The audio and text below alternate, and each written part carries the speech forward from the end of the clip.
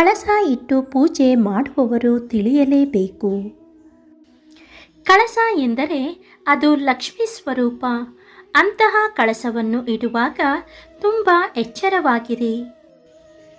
ಕಳಸಕ್ಕೆ ಯಾವುದೇ ಕಾರಣಕ್ಕೂ ಸ್ಟೀಲ್ ಅಥವಾ ಕೋಟಿಂಗ್ ಕಳಸದ ಚೊಂಬನ್ನು ಬಳಸಲೇಬಾರದು. ಕಳಸಕ್ಕೆ ಬೆಳ್ಳಿ, ಹಿತ್ತಾಳೆ, ತಾಮ್ರದ ಚೊಂಬುಗಳು ಬಹಳ ಶ್ರೇಷ್ಠ. ನಿಮ್ಮ ಶಕ್ತಿಗನುಸಾರವಾಗಿ ಇಟ್ಟು ಪೂಜಿಸಿ. ನಿಮ್ಮ ಪೂರ್ವಜರು ಯಾವ ರೀತಿ ಕಳಶ ಸ್ಥಾಪನೆ ಮಾಡಿ ಪೂಜಿಸುತ್ತಿದ್ದರು ಅದೇ ರೀತಿ ನೀವು ಪಾಲಿಸುವುದು ಉತ್ತಮ. ಕೆಲವರು ಲಕ್ಷ್ಮೀ ಕಳಸ ಇಡುತ್ತಾರೆ, ಇನ್ನು ಕೆಲವರು ಮನೆ ದೇವರ ಕಳಸ ಇಡುತ್ತಾರೆ.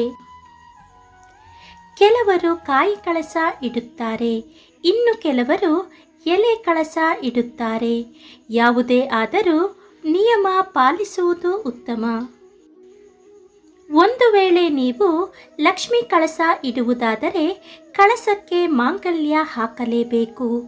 ಮಾಂಗಲ್ಯ ಇಲ್ಲದಿದ್ದರೆ ಅರಿಶಿನದ ಕೊಂಬನ್ನಾದರೂ ಕಟ್ಟಬೇಕು, ನೆನಪಿರಲಿ.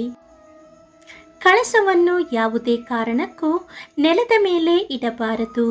ಒಂದು ತಟ್ಟೆಗೆ 3 ಹಿಡಿ ಅಥವಾ 5 ಹಿಡಿ ಅಕ್ಕಿಯನ್ನು ಹಾಕಿ ಅದಕ್ಕೆ ಅರಿಶಿನ ಕುಂಕುಮ ಹಾಕಿ ಉಂಗುರದ ಬೆರಳಿನಿಂದ ಅಷ್ಟದಳದ ಕಮಲವನ್ನು ಬಿಡಿಸಿ ಅದರ ಮೇಲೆ ಇಡಬೇಕು.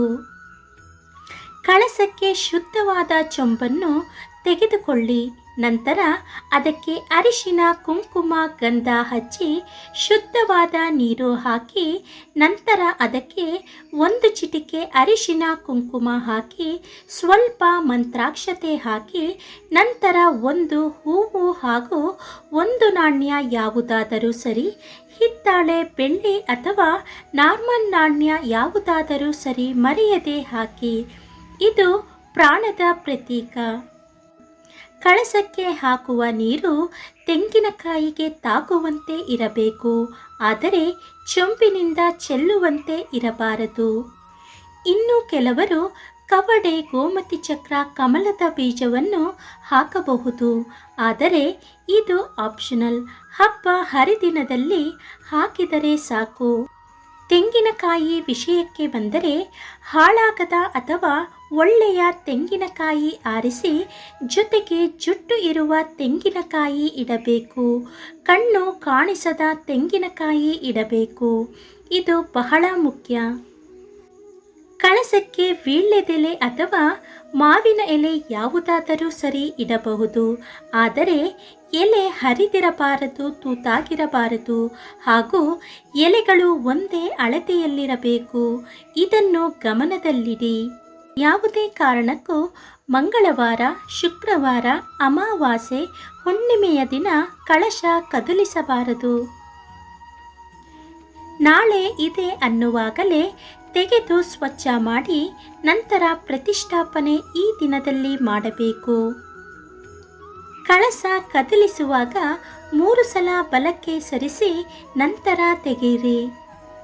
ಇನ್ನು ತುಂಬ ಮುಖ್ಯವಾದ ವಿಷಯ ಎಂದರೆ ಕಳಸ ಪ್ರತಿಷ್ಠಾಪನೆ ಮಾಡಿದ ನಂತರ ಯಾವುದೇ ಕಾರಣಕ್ಕೂ ಪದೇ ಪದೇ ಮುಟ್ಟುವುದು, ಸರಿಪಡಿಸುವುದು ಮಾಡಲೇಬಾರದು, ಎಚ್ಚರ.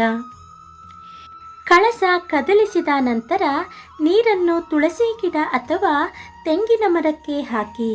ಯಾರು ತುಳಿಯಬಾರದು ಎನ್ನುವುದು ನೆನಪಿರಲಿ. ಸ್ನೇಹಿತರೆ, ಈ ಮಾಹಿತಿ ನಿಮಗೆ ಇಷ್ಟವಾದರೆ ದಯವಿಟ್ಟು ಲೈಕ್ ಮಾಡೋದನ್ನು ಮರೆಯಬೇಡಿ. ನನ್ನ ಚಾನಲ್ ನಿಮಗೆ ಇಷ್ಟವಾದಲ್ಲಿ ಲೈಕ್ ಮಾಡಿ, ಶೇರ್ ಮಾಡಿ ಹಾಗೂ ಸಬ್ಸ್ಕ್ರೈಬ್ ಮಾಡಿ. ಆ ದೇವರು ನಿಮ್ಮೆಲ್ಲರಿಗೂ ಒಳ್ಳೆಯದನ್ನು ಮಾಡಲಿ.